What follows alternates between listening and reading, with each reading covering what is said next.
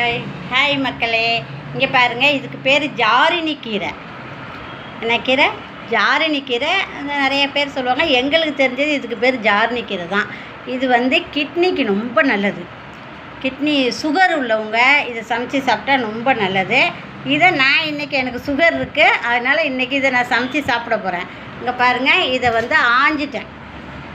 ஆஞ்சி எடுத்து வச்சுருக்கேன். பாசிப்பருப்பு ஒரே ஒரு பச்சை மிளகா, பாசிப்பருப்பு ஒரே ஒரு பச்சை மிளகா, 4 சின்ன வெங்காயம் போட்டு அப்படியே ஒரு மாதிரி செஞ்சு அப்படி எடுத்து சாப்பிட்டோம்னா அவ்வளோ நல்லாயிருக்கும். உடம்புக்கு நல்லது, ரொம்ப கிட்னிக்கு நல்லது.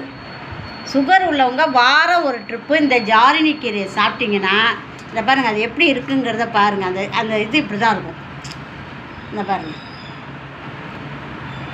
இதுதான் ஜாரினி கீரை. இன்னும் நல்ல கீரையை காட்டுறவா நல்லா. இங்கே பாருங்கள், இப்படி ஒரு மாதிரி ஜாரினி மாரியே இருக்கும். ஜாரினி அதுக்கு தான் இதுக்கு பேர் ஜாரினி கீரைம்பாங்க. இதை போட்டு பாசிப்பருப்பு போட்டு பச்சை மிளகா போட்டு கூட்டு வச்சு சாப்பிட்டோம்னா கிட்னிக்கு ரொம்ப நல்லது. நீங்கள் எல்லோரும் சாப்பிடுங்க.